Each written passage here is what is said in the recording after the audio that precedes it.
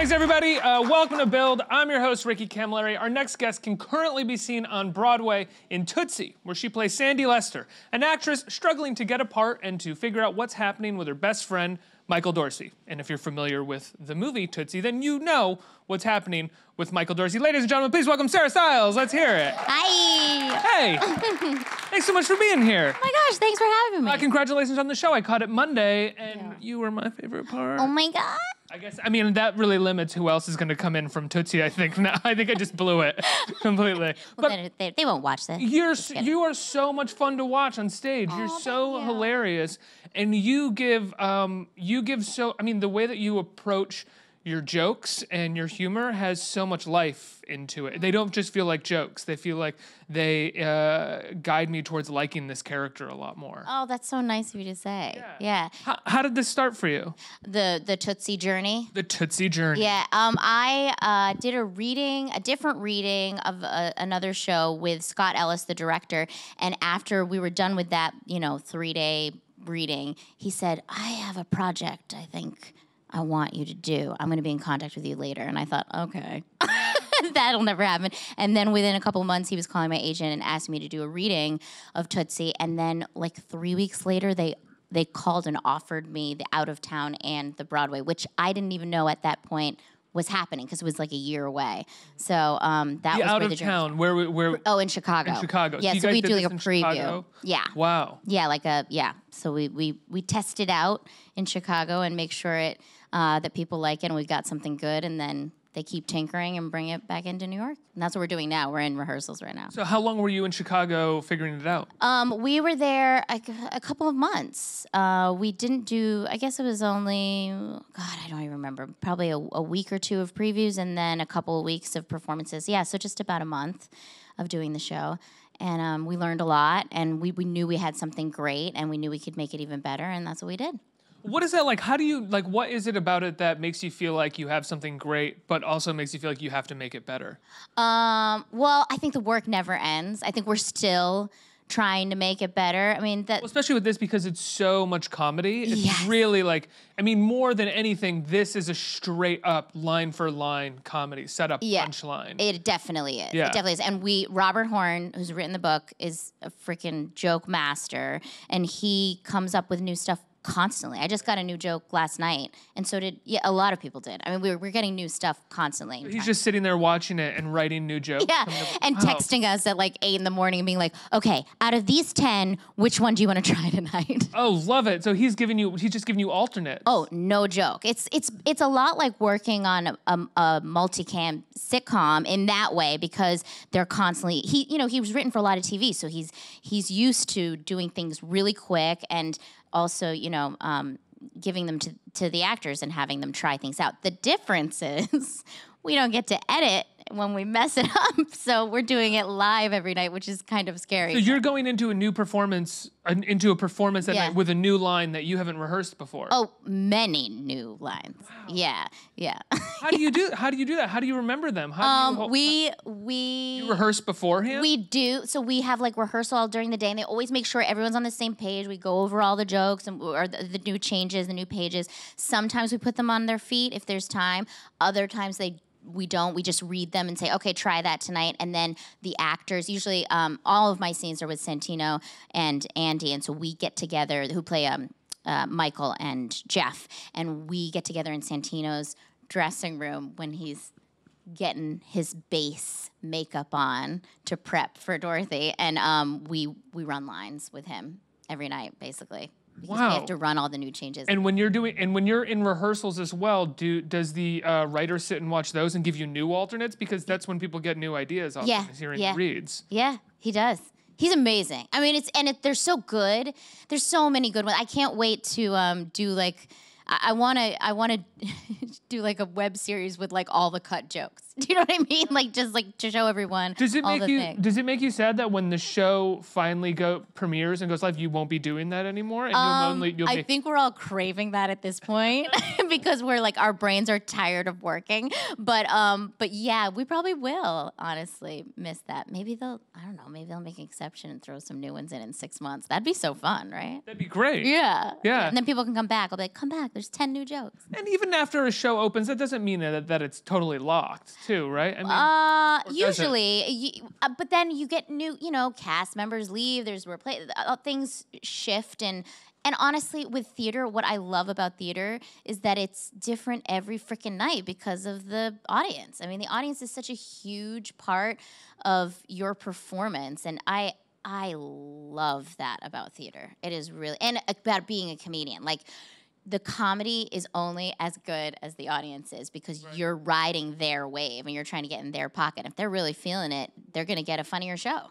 Right, and they're going to laugh at even more, which is such a hard thing for the writer to know as well, because if the show's going really well right off the bat, you don't really know if the joke halfway through is as good as the audience tells you, because they could just be having a really great time, and the audience tomorrow night may not be having that. They might be a little more discerning. It's true, yeah.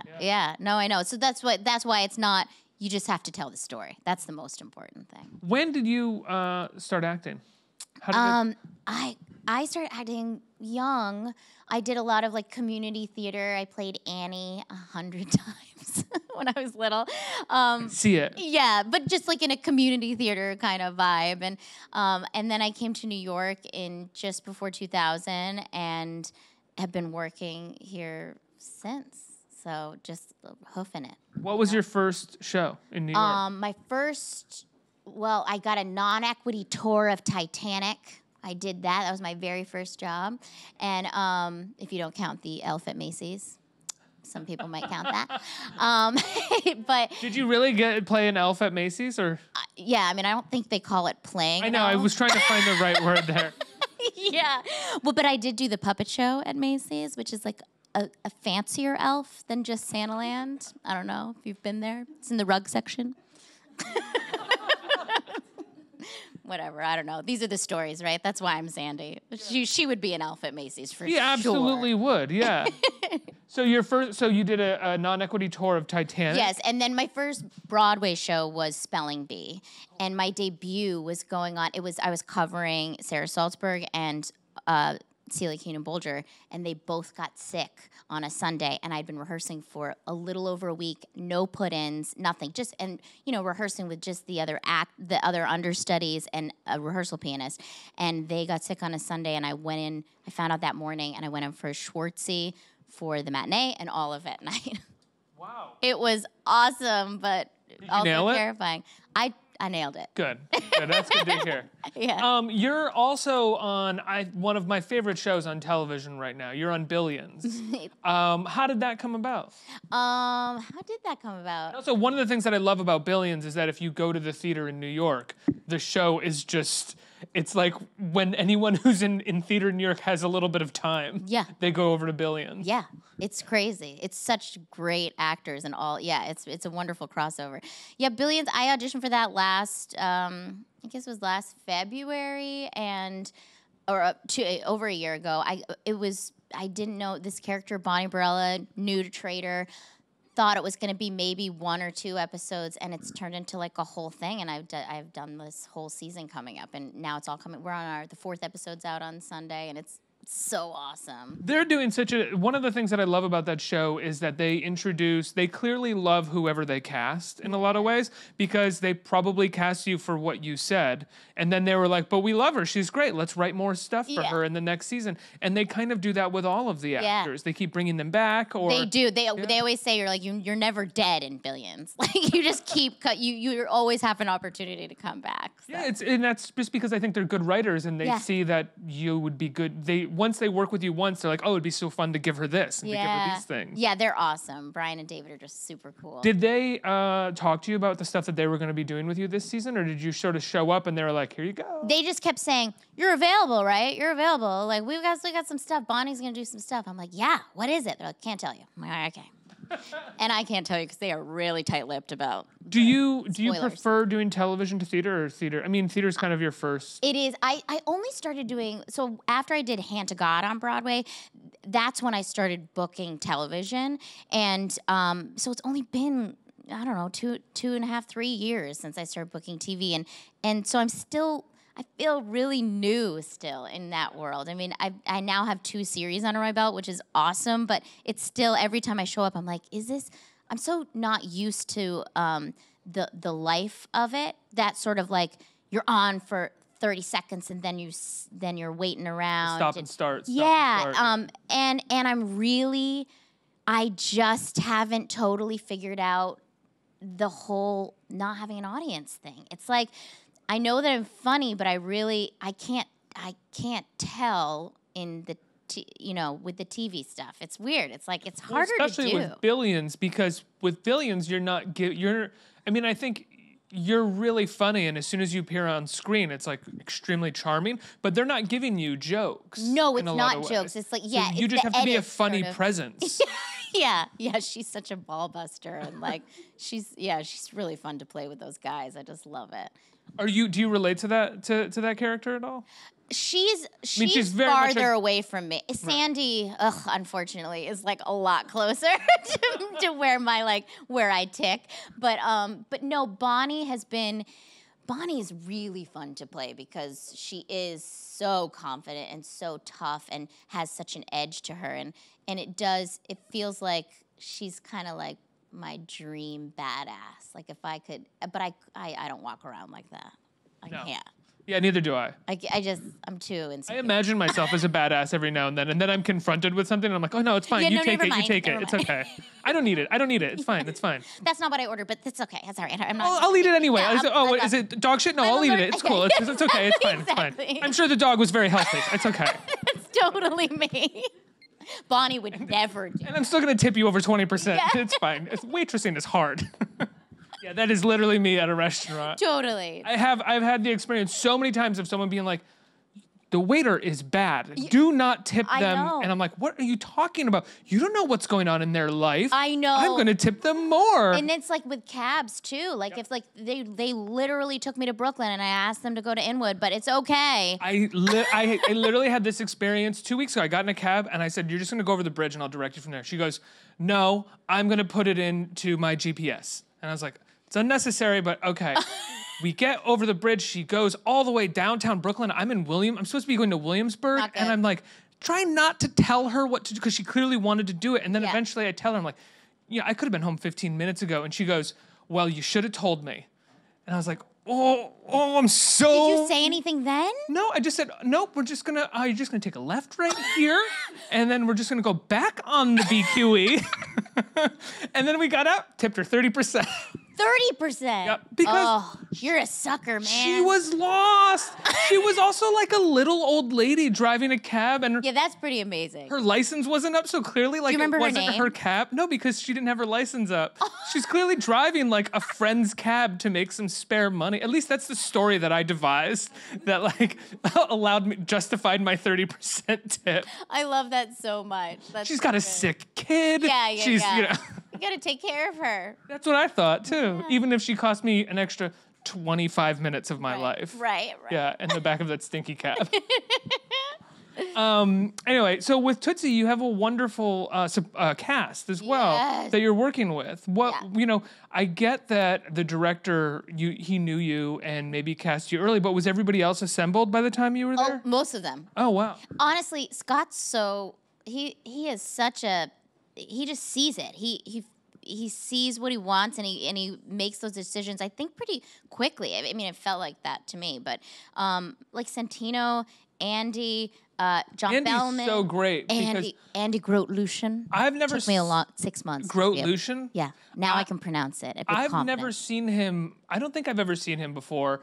And you don't expect him to sing when he sings. What about dance? And it's great. And dance as well. I love that he got that number to dance because it's like, you're just not expecting this to happen. No, he's wonderful. The whole cast is wonderful on and off stage. It's really like they're just very talented, cool humans, and everyone's very confident in their abilities and what they bring. And so there's no wishy-washiness. They're just show up, do your job, and have fun. We laugh all the time. Note sessions are some of the funniest times. Yeah.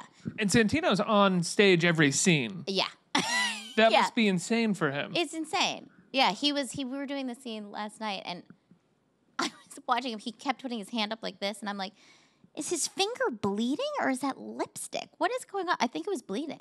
He gets injured sometimes. It's well, he's got to put everything on and take it off. Oh, he has learned what it is like to walk in a woman's shoes. No, seriously though, I mean the stuff that he is wearing, the underclothes, it's a lot of work, and he is such a good leader of our company. He's just like a cheerleader and so supportive, and it just cares so much about the work. I mean, it's really great. And the whole, like with Scott Ellis, I mean, everybody is so collaborative, and it goes down to respect. Like everyone just deeply respects each other. You really have to be that way though, also, if you're going to be number one on a show like that. Yeah. Because it's going to lead to exhaustion. Yep. It's going to make you cranky. And if you don't know how to fight those things, the whole show's going to come down under you. Totally. And if he can take it all in stride, none of us have any room to, throw a fit. Because if he can do it, then we can definitely. Right. Like imagine walking into his dressing room and being like, ugh, they gave me changes. I know. This is bullshit. It's so true. Ugh, I only got one nap today. Is there someone replace Sarah maybe? Because I don't really need this shit. Yeah. No, it's good. It's really good. It's good. I think we have time for a couple audience questions. Who has a question? Hey. Hi. I just wanted to ask, you've had a really awesome career and everything, and what's something that you've learned in your journey that you wish your younger self knew when you were first starting out as an elf in Macy's?